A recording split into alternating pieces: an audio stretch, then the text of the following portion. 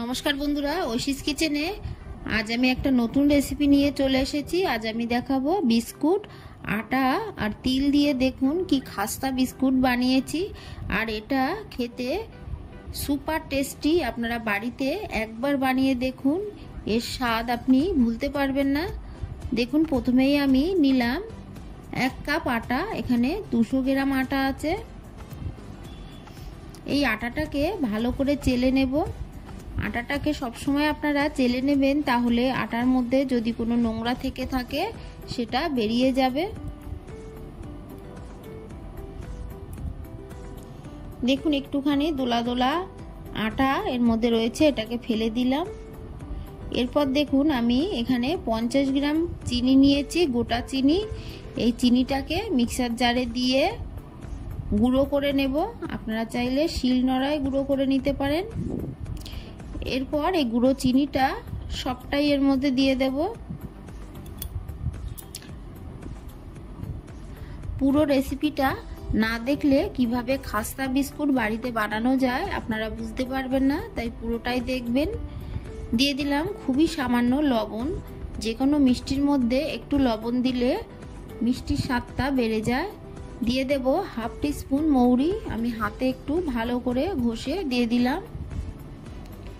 এরপর এর মধ্যে দিয়ে দেব নারকেল গুঁড়ো। আমি এখানে ডেসিকেটেড শুকনো যে নারকেল গুঁড়ো পাওয়া যায় সেটাই দিচ্ছি। আপনারা চাইলে বাড়িতে নারকেল কুড়েও 2 চামচ দিতে পারেন। এরপর দিয়ে দেব এর মধ্যে তিল। 2 টিস্পুন তিল আমি দিয়ে দিলাম। এরপর ভালো করে শুকনো উপকরণগুলো আমি মিশিয়ে নেব। খুব সহজে আপনারা এইভাবে আটার বিস্কুট বাড়িতে বানিয়ে স্টোর করে 6 মাস রেখে খেতে পারবেন। এরপর দেখুন, আমি আরও একটা বাটি নিয়েছি। এটার মধ্যে দিয়ে দেব 4 টিস্পুন সুজি।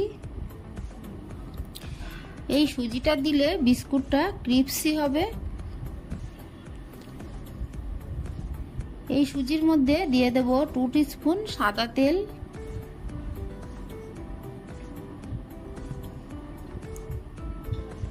সুজির সঙ্গে এই তেলটাকে বেশ ভালো করে মাখিয়ে নেব। এটা আপনারা এইভাবে আলাদা করেই করে নেবেন, তাহলে বিস্কুটটা বেশি ক্রিপসি হবে। যদি একসঙ্গে আটার মধ্যে সুজি মিশিয়ে ময়ান দেন সেটা কিন্তু বেশি ক্রিপসি হবে না। এরপর এটাকে সাইডে সরিয়ে রেখে মিক্সিং বোলটাকে আবারও নিলাম। নিয়ে এর মধ্যে দিয়ে দেব 2 টিস্পুন ঘি।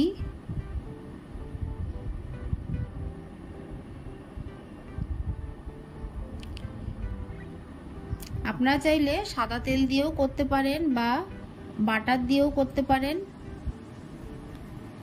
তবে সাদা তেল দিলে অতটা ক্রিপসি হবে না। ঘি দিয়ে বিস্কুটটা বানালে বেশি ক্রিপসি হবে। খুব ভালো করে ময়ানটাকে দিয়ে নেব। দেখুন, এইভাবে মুঠো করলে দলা পেকে যাচ্ছে। দেখুন, এরকমই ভাবে ময়ানটা দিয়ে নিতে হবে। এরপর আমি যে সুজিটাকে আগে থেকেই তেল দিয়ে মাখিয়ে রেখেছিলাম সেটা দিয়ে দেব। দিয়ে আবারও ভালো করে সব উপকরণ মিশিয়ে নেব।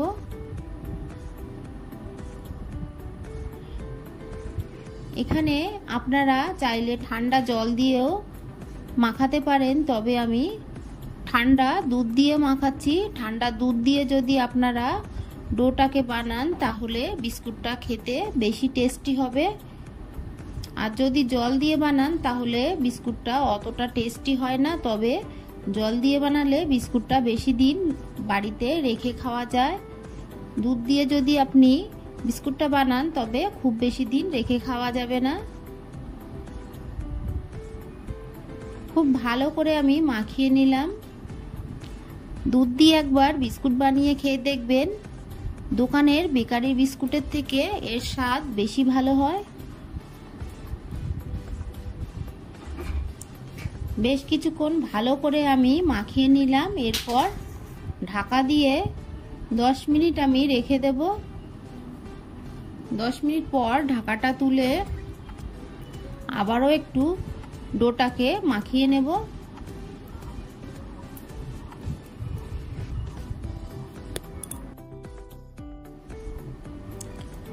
ভালো করে আমি ডোটাকে এইভাবে মাখিয়ে নিলাম। এরপর একটা চাকি নিলাম, তার মধ্যে সামান্য তেল দিয়ে আমি ভালো করে হাত দিয়ে মাখিয়ে নিলাম।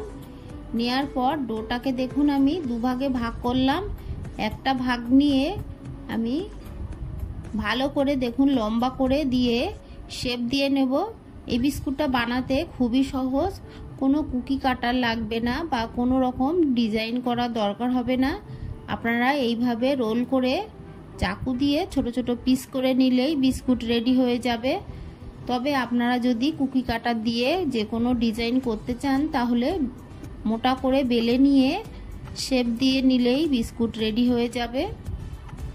দেখুন আমি রোল করে নিলাম, একটু চৌকো টাইপের করব। তারপর দেখুন চাকু দিয়ে কাটবো, ছোট ছোট করে পিস করে নেব।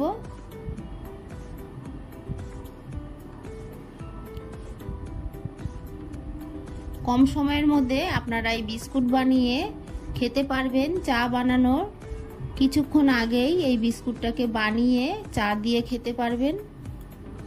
সাইডের অংশগুলোকে আমি রেখে দেব, এগুলোকে পরে বানিয়ে নেব। দেখুন হাত দিয়ে একটু চেপে চেপে চৌকো করে দেব। আপনারা আপনাদের পছন্দ মতো বিস্কুটের ডিজাইন বানিয়ে নেবেন। আমি এইভাবে দেখুন একটু চৌকো চৌকো করে বানিয়ে নেব।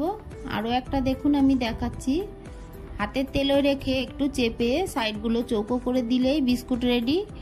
এরপর গ্যাসে আমি প্যান বসিয়ে দিয়ে সাদা তেল দিলাম। এই তেলটাকে ভালো করে গরম করে নিয়েছি। গরম করে নেওয়ার পর বিস্কুটগুলো দিয়ে দেব। তবে এই বিস্কুট দেওয়ার সঙ্গে সঙ্গেই গ্যাসের ফ্লেমটাকে লো করে দেবেন, হাই ফ্লেমে ভাজবেন না। হাই ফ্লেমে ভাজলে ভেতরটা কাঁচা থেকে যাবে। বিস্কুটটাকে খাস্তা করে ভাজতে হলে লো ফ্লেমে সময় নিয়ে ভাজতে হবে।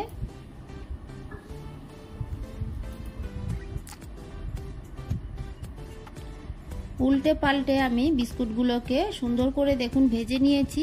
আমার এইগুলো ভাজতে 10 থেকে 12 মিনিট সময় লেগেছে।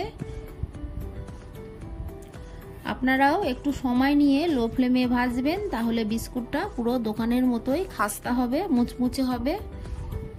পরের বিস্কুটগুলো আমি দিয়ে দেব।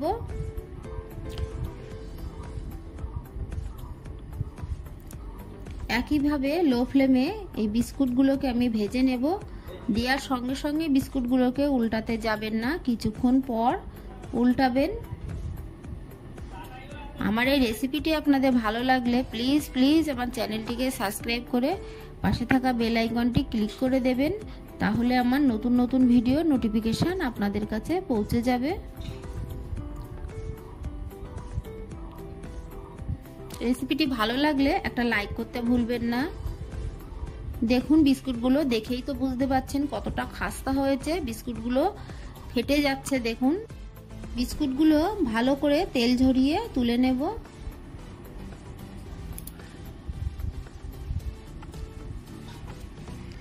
আপনারা বাড়িতে এইভাবে বিস্কুট বানাবেন, আমাকে কমেন্ট করে জানাবেন আপনাদের কেমন লাগলো।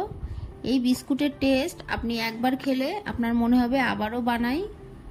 এর স্বাদ আপনি ভুলতে পারবেন না। বেকারির বিস্কুটের থেকেও এর স্বাদ বেশি ভালো হয়। গ্যাসের ফ্লেমটাকে আমি অফ করে দিলাম। বিস্কুটগুলো দেখুন বন্ধুরা কতটা সুন্দর হয়েছে। আমার এই রেসিপিটি আপনাদের ভালো লাগলে আমার চ্যানেলটিকে সাবস্ক্রাইব করে পাশে থাকার অনুরোধ জানাই। রেসিপিটি ভালো লাগলে একটা লাইক করতে ভুলবেন না। রেসিপিটি কেমন লাগলো আমাকে কমেন্ট করে জানাবেন। ভালো থাকবেন, সুস্থ থাকবেন। আবার দেখা হবে পরের ভিডিওয়। পুরো ভিডিওটা দেখার জন্য অনেক ধন্যবাদ।